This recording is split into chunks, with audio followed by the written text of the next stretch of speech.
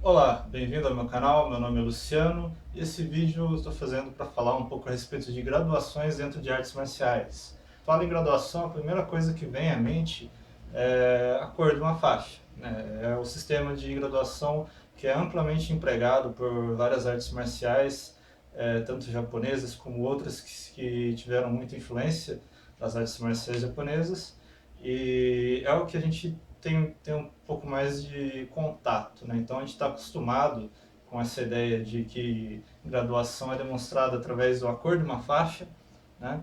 Porém, o que eu gostaria de comentar é que nem sempre graduação era representada dessa forma. Bom, primeiramente, se você olhar na história, os samurais antigamente, no período em que eles eram guerreiros realmente, que eles iam para campos de batalha, que eles lutavam em guerras, não existia graduação. É, Geralmente os dojos eram pequenos, né? Havia um mestre, um soki, que é o cabeça da escola, e haviam os alunos, que eram poucos, poucas pessoas eram admitidas como alunos de um mestre, e como eram poucas pessoas, era fácil de se identificar entre eles quem era o mais antigo e quem era o mais novo, né? Então, assim, de certa forma, existia uma hierarquia, mas ela se resumia mais ao mestre e aos alunos, né? No Japão, por volta desse período aí de guerras civis, por volta de 17 anos de idade, o indivíduo já era adulto, já ia para campo de batalha, já tinha que saber tudo que era necessário. Se com essa idade ele não dominasse as técnicas de combate e ele fosse para campo de batalha, haveriam grandes chances de ele falecer, né?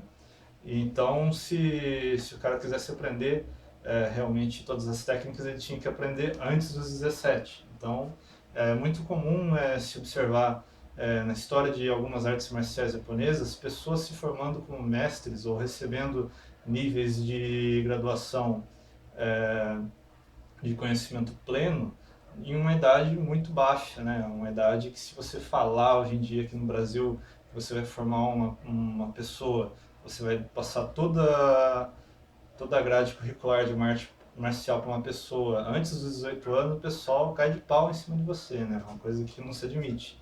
Hoje em dia a gente tem a mentalidade de que a pessoa, para receber a faixa preta, tem que treinar durante 10 anos. Né? Antigamente no Japão não existia todo esse tempo aí de sobra para você formar uma pessoa faixa preta, que não é nem o final da, do caminho da arte marcial. Né? Geralmente, quando você pega nessas escolas samurais, né, existia o Soki, que é o cabeça, né? Entre os ninjas também acontecia dessa forma, porém entre os ninjas o negócio era um pouco mais sigiloso ainda, né? Tipo, era uma coisa que não era aberta para estranhos, né? Geralmente a arte ninja era passada de pai para filho e rarissimamente se admitia um ensino para um estranho, né? Para uma pessoa que não fosse da família. Geralmente, nessas escolas, né, tipo, havia o cabeça, né, o mestre, o Soki. No caso da Bujinkan, o Soki é o Sr. Masahaki Hatsumi, que é o 34º na cadeia de sucessão de mestres aí. E nessas artes marciais mais antigas, graduação, quando se colocava alguma coisa a respeito de graduação, o que se fazia era entregar para o indivíduo um documento, né, chamado Menkyo. Né? Menkyo, para quem não conhece, é isso aqui que eu tenho aqui atrás, pendurado na parede do meu quarto. Esse aqui é um Menkyo, é uma cópia do Menkyo que eu possuo, e esse aqui é o original do meu Menkyo. Né? Como vocês podem ver, é um documento escrito todo em japonês, ele é expedido no Japão, pelo menos isso no caso da Bujinkan, né? Que é a organização da qual eu faço parte. E só para vocês terem uma ideia do tamanho desse diploma, aqui eu tenho uma folha sulfite comum, né? Só para efeito de comparação, para vocês terem uma ideia de que isso aqui é um documento que não é fácil de se falsificar. Bom, esse, esse certificado que eu possuo, esse Menkyo Kaiden, certifica que eu tenho um nível de primeiro dan, faixa preta primeiro dan. Né? Porém, eu já recebi o segundo dan do meu sensei e eu tenho que atualizar os meus certificados, né? Eu tenho que pedir para que seja expedido no Japão um certificado atualizado atestando a minha graduação atual, que é segundo dan, né? Então essa é a forma tradicional de graduação dentro de escolas tradicionais do Japão, né? E até hoje, em muitas escolas modernas também existe a expedição de certificados que atestam como forma de documento a graduação de um indivíduo, né? De forma que o que atesta a graduação de uma pessoa como faixa preta de judô, por exemplo, é o certificado que ela tem da federação de judô a qual ela é filiada e não a faixa que ela carrega na cintura, né? Afinal de contas, a faixa é um pedaço de tecido que você compra em qualquer loja aí e você não precisa apresentar documento nenhum, você chega e compra e se souber amarrar na cintura, você amarra na cintura e nem por isso te faz um faixa preta. Essa faixa que nós utilizamos atualmente nas artes marciais japonesas, ela foi empregada para amarrar o kimono, né? Porém não era essa faixa que os samurais empregavam, né? A faixa que o samurai empregava se chama kakuobi,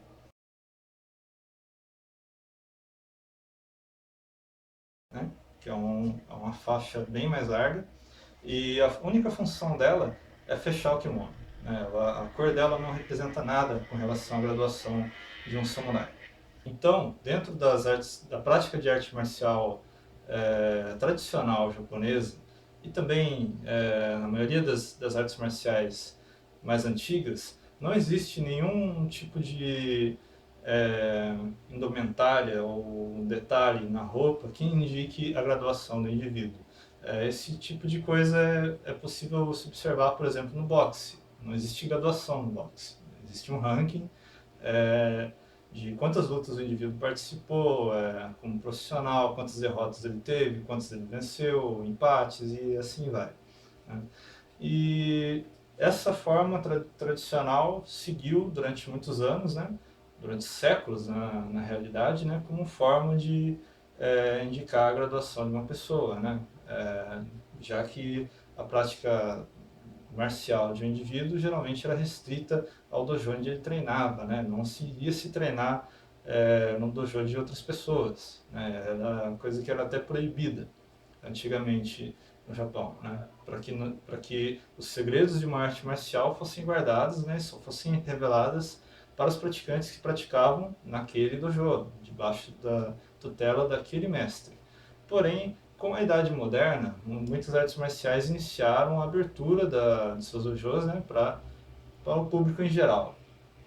E com o tempo a arte marcial se popularizou, né, se tornou uma prática acessível para muitas pessoas e foi necessário criar um novo tipo de forma de graduação que indicasse claramente o nível de uma pessoa. Quem teve a ideia para criar essa nova forma de graduação foi o Jigoro Kano. O Jigoro Kano foi o criador do judô, né? Então pode-se dizer que ele foi o Soki do judô, embora o judô hoje em dia ele não siga uma liderança através de um Soki, de um mestre herdeiro da tradição da escola, né? O judô hoje em dia ele é regido por federações.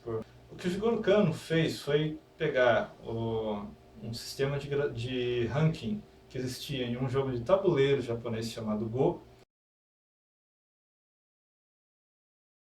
e dividiu os praticantes de acordo com esses níveis de graduação, né, que são Kyus e Dans. Então existem graduações abaixo, né, e graduações acima, né? A princípio, no judô existiam apenas duas faixas, que eram a faixa branca e a faixa preta. E existia um boato que se conta de que o praticante começava com a faixa branca, ia treinando, e essa faixa com o tempo ia ficando suja, ia ficando é, impregnada com sujeira, né? Ia escurecendo e ficava marrom, e assim surgiu a faixa marrom, ou assim ela se tornava preta. Bom, isso é uma coisa que eu acho meio absurda, né? Porque a cultura japonesa ela sempre foi muito rigorosa com relação à higiene, né? É, os japoneses tomavam banho todos os dias numa época em que os europeus tomavam banho uma vez na vida, outra na morte, né? E eu não estou falando da boca para fora, não. Os caras não tomavam banho mesmo, né? Enquanto que os japoneses eles sempre prezaram muito a questão da higiene. Então é uma coisa que não tem cabimento, né? Um indivíduo usar uma faixa encardida ao ponto de ficar preta, né? Bom, isso não acredito que não era bem assim que acontecia, né? Bom, e assim dentro do judô se dividiam os praticantes na faixa branca, que eram os iniciantes. Depois se criou a faixa marrom para indicar os intermediários, né? Que estavam próximos da faixa preta, e a faixa preta, né? E, porém, havia as graduações acima da faixa preta, né? A faixa preta comum é o primeiro dan, existe o segundo dan, né? Que é marcado no judô com um risco vermelho na ponta da faixa, terceiro, e assim se criou o sistema de graduação do judô em níveis de Kyu e Dan, né? Porém, o judô ele se espalhou, né? Ele foi amplamente difundido pelo mundo todo e, pelo que me consta, na Europa, os europeus tiveram a ideia de indicar as diferenças de graduação dos kyus através das cores de faixas, né? Então, se padronizou a faixa branca para os iniciantes e um sistema de graduação em que cada cor indicava um nível. E outras artes marciais que estavam muito próximas ali, como o Karatê e o Aikido, assimilaram essa forma de graduação. Houve um intercâmbio entre elas e acabou se tornando um intercâmbio que se disseminou entre várias artes marciais que surgiram e se modernizaram, né? Porém, muitas artes marciais antigas, como estilos de Kendo e Kenjutsu, não seguem esse tipo de graduação. A forma de demonstrar a graduação dentro da Bujinkan é através de estrelas que se colocam sobre o bujin, né, que é um bordado que nós utilizamos do lado esquerdo do peito. Bom, essas estrelas que são bordadas sobre o bujin indicam a graduação do indivíduo, assim como no exército se usam divisas no braço dos militares. Entre os leigos, o pessoal que não conhece muito bem a respeito de arte marcial, é comum a ideia de que a faixa preta é o final, né? Que o indivíduo já sabe tudo. Porém, a faixa preta ela não indica que o indivíduo sabe tudo, apenas que ele domina as bases da arte marcial, né? Existe muito caminho após a faixa preta. A Bujinkan possui 25 graduações, são 10 abaixo da faixa preta e 15 acima da faixa preta, né? E outras artes marciais utilizam mais de uma faixa após a faixa preta. Como, por exemplo, o judô utiliza a faixa preta até um certo nível, depois a faixa coral até um certo nível e, por último, a faixa vermelha, sendo que dificilmente o indivíduo chega a alcançar graduações máximas aí, em boa parte dessas artes marciais que são regidas por federação, né? Bom, e eu gostaria também de mostrar aqui um detalhe que se endeusa muito a faixa preta, né? A faixa preta nada mais é do que uma faixa no meio do caminho, né? E no nosso caso aqui, que a gente utiliza a faixa preta como faixa definitiva aí após se alcançá-la, né? A gente fica bem invisível um pequeno detalhe. Você demora vários anos aí para chegar a esse nível, treinando, ralando bastante para pegar a faixa preta. Pega a faixa preta, né? Tá lá com esse pedaço de pano aí que muitas pessoas dão tanto valor, né? Pelo fato de ser preto, né? Tal, não, a faixa preta é importante. Aí com o tempo você vai treinando, ela vai ficando branca de novo, né? Então, não se preocupe com cor de faixa, com nível de graduação, né? Treine como faixa branca, obedeça ao seu mestre e ensine aqueles que são mais novos, né? Isso aqui não indica a qualidade do Budô de ninguém. Bom, espero que vocês tenham gostado desse vídeo. Curtam, se inscrevam, compartilhem aí esse vídeo para espalhar um pouco mais a informação. E te vejo no próximo vídeo. Até mais!